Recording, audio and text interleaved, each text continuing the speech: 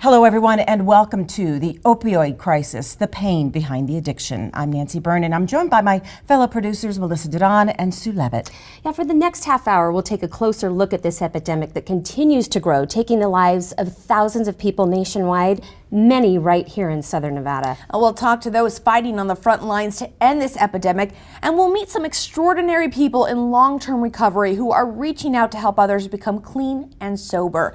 For many, opioids have a powerful grip on those who use them. Many start out innocently, taking a prescription given to them by their doctor to help their pain level, but quickly become dependent on the drug.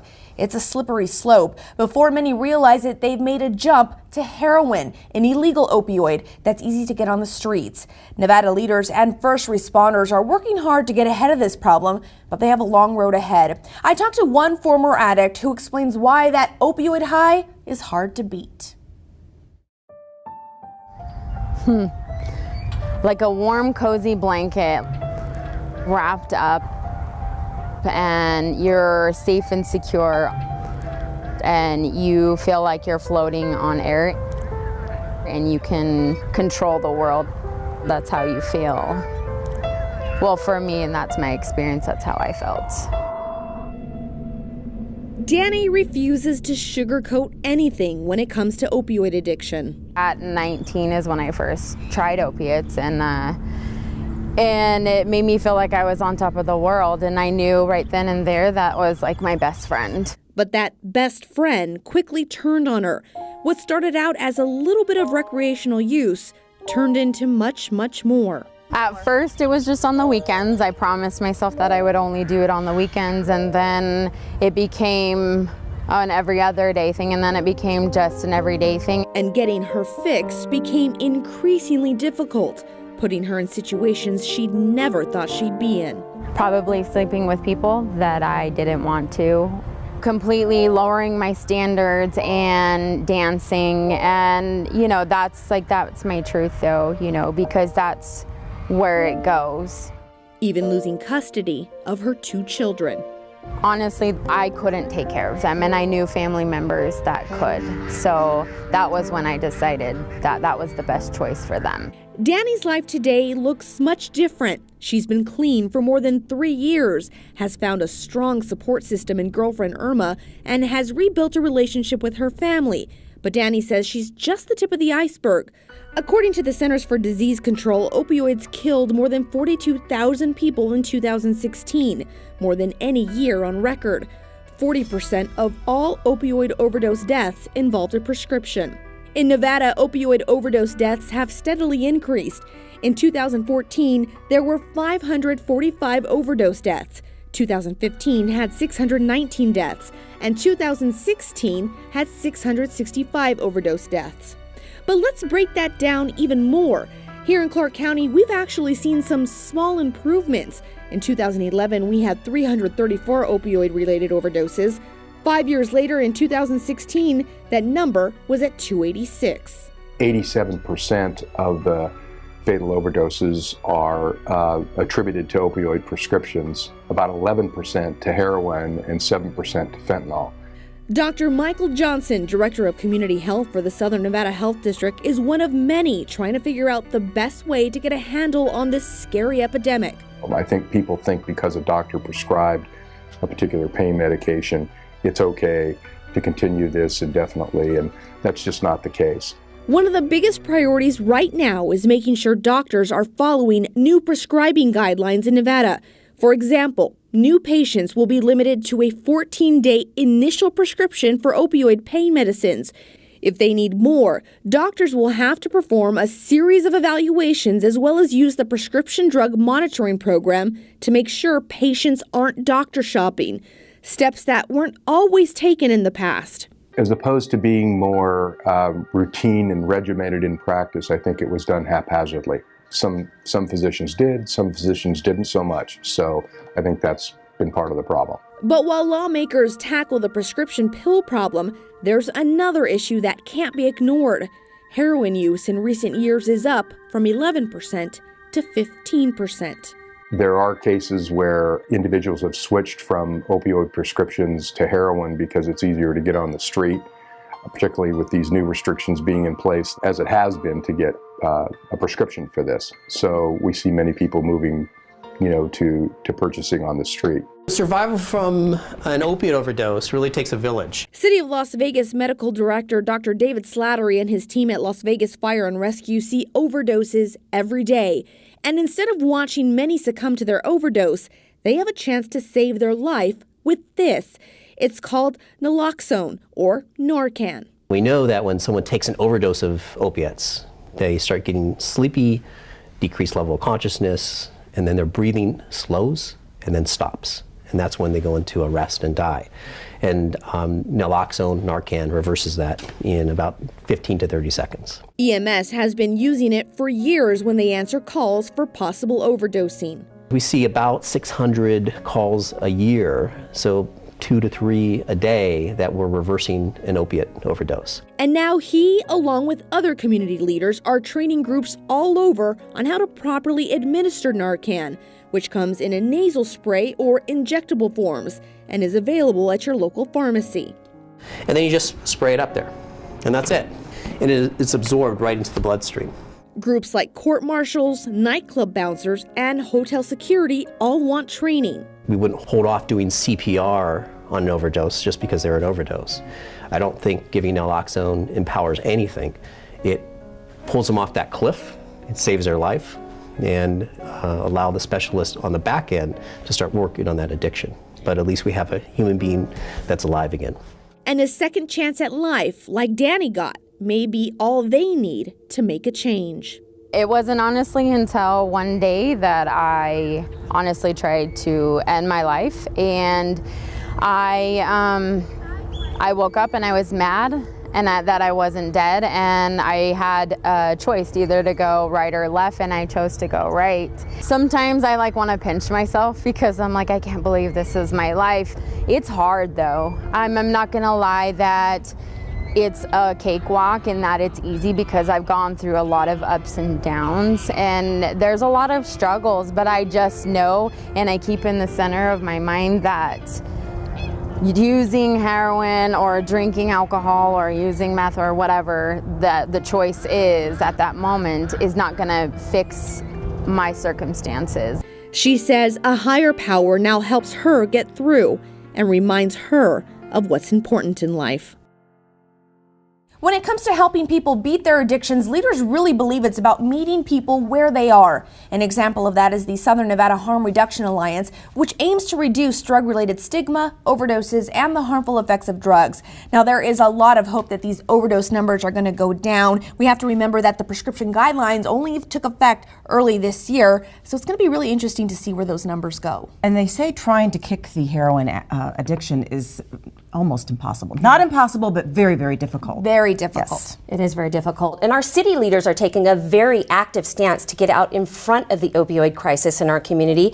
And they are not alone. We are seeing people all over our city aligning in what seems to be a major movement to fight the opioid epidemic. Faith leaders are coming together and making addiction and recovery a major priority. Judges are completely changing the legal system to implement programs that extend help and support to those fighting addiction rather than mandating jail time. And high school age children are not being punished for taking drugs. Instead, they're being offered a safe place to turn for support and love. Today, we are celebrating our grand opening of the first all-public recovery high school in the nation.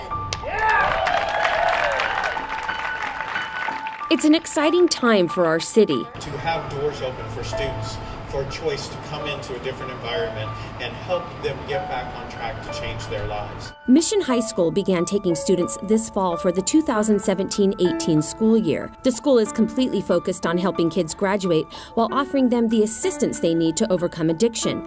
And since the school is fully funded, all kids that want the help have access to the services offered. There's not anybody that I know that doesn't want to make this work for our young people. Dr. Lisa Morris-Hibbler heads up the city's Department of Youth Development and Social Innovation. She and her team have been working together with the Clark County School District to open the new high school. In the Recovery High School, students who have embraced their sobriety will be in an environment that will support their sobriety. I just try to love on them, and I let them know that, you know, I get it. I understand that addiction is a process and that I'm going to love them no matter what, and we're going to get through it together. Principal Barbara Collins has created a different atmosphere here at Mission High School, something you can feel the second you walk on campus. It's like a breath of fresh air. Like I can share. They make you feel like you're worth it, like you're worth the fight. They encourage you. They don't come at you for your mistakes. If you relapse, you happen to make a mistake, you go back to drugs, they welcome you back again. Like, it's like a home. I treat the students like they're my own kids. They know how to get in contact with me every day of the week. They have my cell number if they need something. Why might animators choose to use traditional methods and materials if they are able to get similar results using CGI? When they're absent, we call them. It's not just the rotocollar that CCSD uses. Either myself, my secretary, or one of our counselors, we call and we find out what's going on with you and why aren't you at school today and when are you coming back and do you need our help? And just maintaining that personal connection. It's a one-on-one thing that you couldn't do in a school of 3,000. Honestly, I would probably be dead. Kara Greenwell is the first student to enroll here at Mission High School. She credits the school with saving her life. She's 9 months clean, will graduate, and has plans to attend law school. This school helps me learn those skills, learn coping skills, learn what I just need to know for me to be able to get where I need to be. The city has donated $100,000 to help beautify the campus. Soon these walls will be covered with beautiful murals, and a meditation room will be added along with a garden where kids can grow their own plants, vegetables, and fruit. Our goal is to make it such a wonderful environment that kids just love it and they want to stay there and they know that it's a place where they can get the support and wraparound services that they need to be successful. And we thank the Clark County School District and we thank all the support personnel who are giving these very good young people another chance. All rise, please. City of Las Vegas Municipal Court Department 5 is now in session. Judge Cedric KERNS is now presiding. You may be seated. It's an absolutely amazing thing. I mean, we have some issues here in our community. You know, so many of our kids are using drugs at such younger ages, and when the parents find out about it, you know, they do get them to treatment, but when they're done with treatment, where do they go? They go right back to the high school where they came from, where they have the same friends and they have the same problems. Municipal Court Judge Cedric KERNS is a big supporter of the new school. He's very active in the recovery community and has been running his youth offender court for about 6 years. Youth ages 18 to 24 that come before Judge KERNS with addiction issues are offered counseling and support instead of jail time. He hopes the new school will catch the kids before they end up in front of him. What we're going to do, hopefully by the next court date, I'll have a dentist appointment for you. You'll go get your teeth cleaned. That's awesome. Okay. Now, there's a drug court judge who says that every single person dreams about running into a burning house and saving a life. That is their dream. And when you do a specialty court, you get to do that every day. And that's how every judge who does a specialty court feels. This is a great moment for you guys. Everybody's here because of you guys. They're all here because you've accomplished something great. Judge KERNS has helped hundreds of youth and their families turn their lives around. If you want to get your life together, you're lucky to land in his courtroom and be offered this program. CODY has completed Judge KERNS' strict Yo Court program that normally takes about a year to finish. Requirements include staying sober, reconnecting with family, counseling, and attending substance abuse classes. CODY stands today next to other graduates with hope for a better future. Judge KERNS is a really good dude. He's a really, really good man. In the beginning, it was like when you first get in the program, you're like, wow, all these rules, you know, you think he's a little crazy. And then you get to the end and you're like, everything makes sense. You know, all the rules that were in place, like it's to get you to this, where you're doing this interview right now. All those rules come into effect when you're standing here now. You know, it makes sense. It's to maintain the life that I've built, but build on it. Expand, grow, and become the man I was always supposed to be. I want to get married and have a family and, you know, continue progressing in my job and get a better job, go to school. I have goals now that I know I can accomplish. This is the critical piece, person by person, family by family, coming in for group awareness. While the city is literally saving lives through the court system, our local religious leaders are ramping up their efforts in hopes of saving lives through faith. Our faith initiative, to be fully clear with everybody, that's the boots on the ground. Those are the people, our leaders, our pastors, ministers, our reverends, anybody in the faith initiative, those are the ones that touch the people every single day. Something she began about 5 years ago, the Mayor's Faith Initiative brings together religious leaders throughout our community. These leaders focus on key community issues that affect their congregations, with addiction and recovery being one of them. That Mayor's Faith Initiative was really created not only because they touch everybody, but to help us in the dialogue of pulling our community together and the work with law enforcement and the work with the other social services to create a harmonious group of people all pulling together, focused on helping each individual person. The faith leaders in our city deliver one more collaborative force to the front lines to help those fighting for their lives. I've known people who were quite addictive who have gotten off because they had the determination, had the support of their church or their synagogue and the physician helping them work through this. The mayor hopes that as her faith initiative continues to shed light on the problems facing our city, more people in our community will join together to help others. And it does take all of us saying, you know, I do have the time and I do care and I do want to help, because all that does is strengthen our city.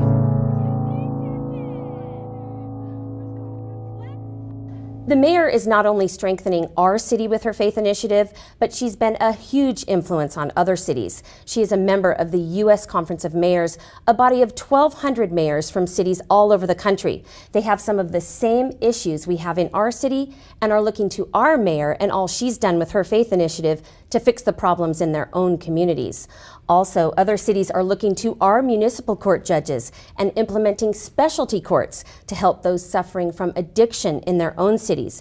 And now, with Las Vegas being the home to the only free recovery high school in the entire nation, I can only see that other school districts around the country are going to follow and do the same thing. Yeah. It's an amazing school. It is. It's something to be very, very proud of. Thanks, Sue.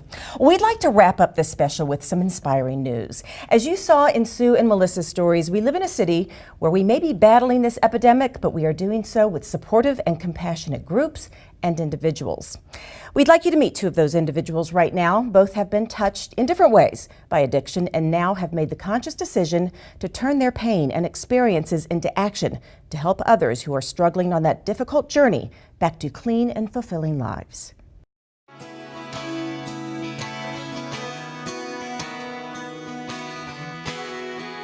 NYLA Christian sweeps into a room and heads turn. She's beautiful, brilliant, vivacious, and compassionate.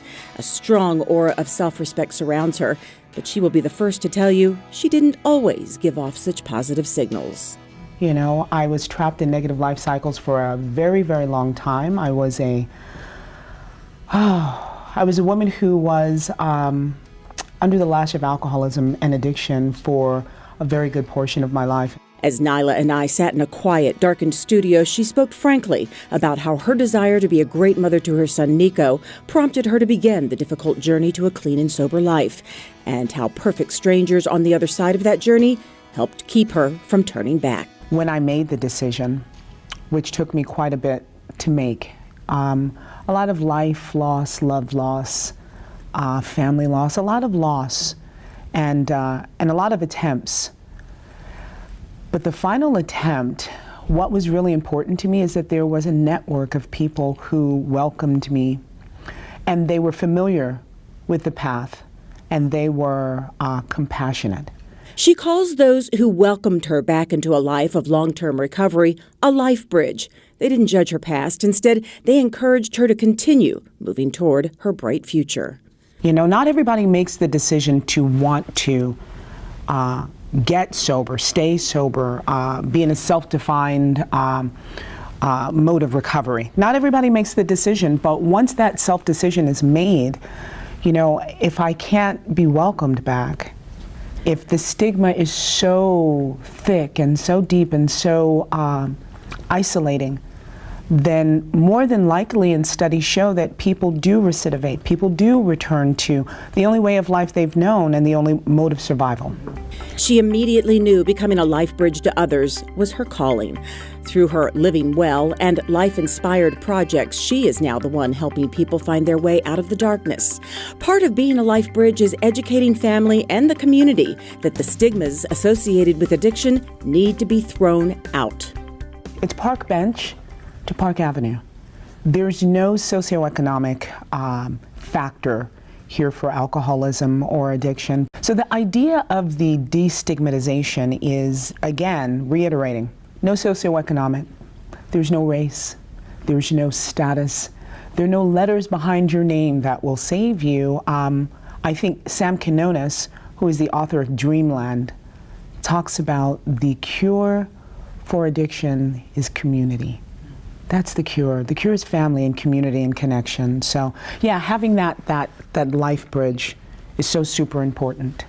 On a brighter note, she also strives to shatter the myth that sober has to be somber. Life Inspired is something that I do specifically to remind people that recovery is not droll or glum or dark or boring or restrictive. We have fun. We have fun all the time. Sans the special effects. It's what we say. Sans the special effects. We have a lot of fun. On another bright note, here is her son Nico, a beautifully successful young man now attending college, and NYLA says they couldn't be closer.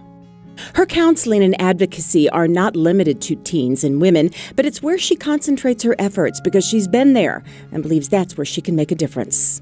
If I can reach one woman, just one woman, and who's the lifeblood of her family, stem the cycle, and the cycle is not only the physical addiction, but it's the psychological and spiritual imprisonment, then I've done my job.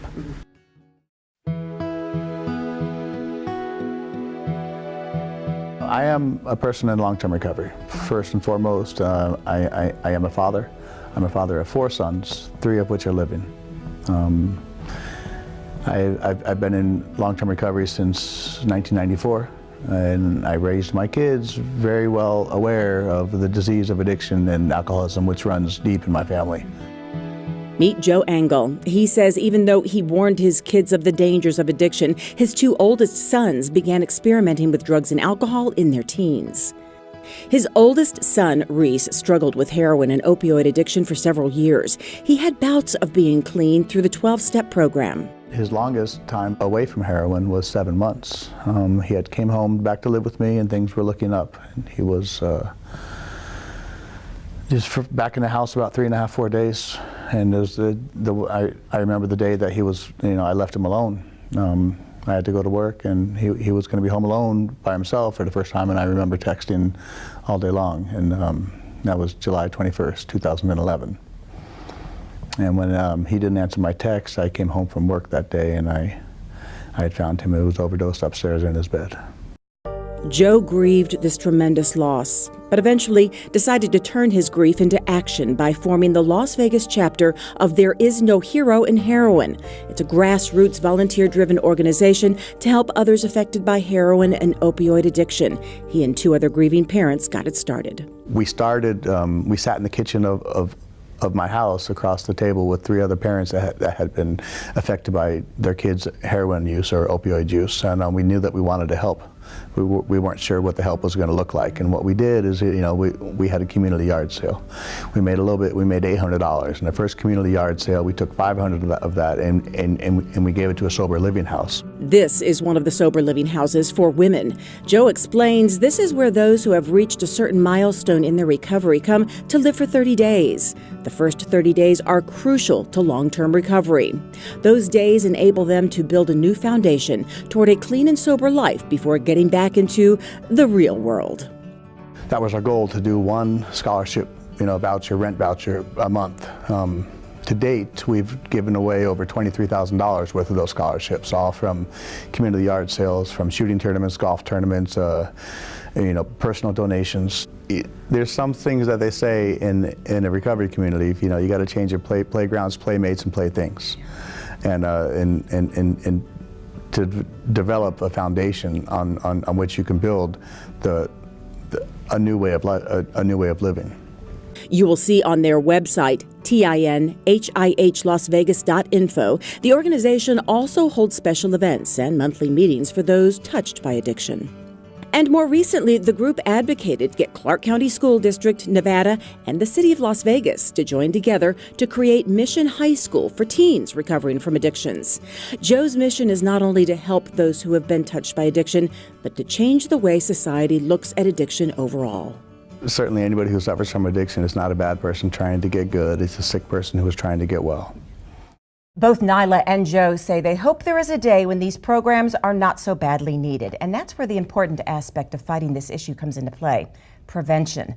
They both spend time talking to teenagers about standing up for themselves and standing against drugs and alcohol. And they both say it's not always a sure fix, but keep those lines of communication open in the home. Knowing who your kids' friends are and what they're doing can help keep them on the straight and narrow. Absolutely. Also on social media. Yes, very good point. Very important to stay involved. We want to thank you for joining us for this important program, The Opioid Crisis, the Pain Behind the Addiction. Hopefully we've offered some information that will give people a place to turn for help and let them know they are not alone. And we'd like to remind you that you can see this program repeated right here on Channel 2 as well as KCLV.TV. Thanks for joining us, everyone.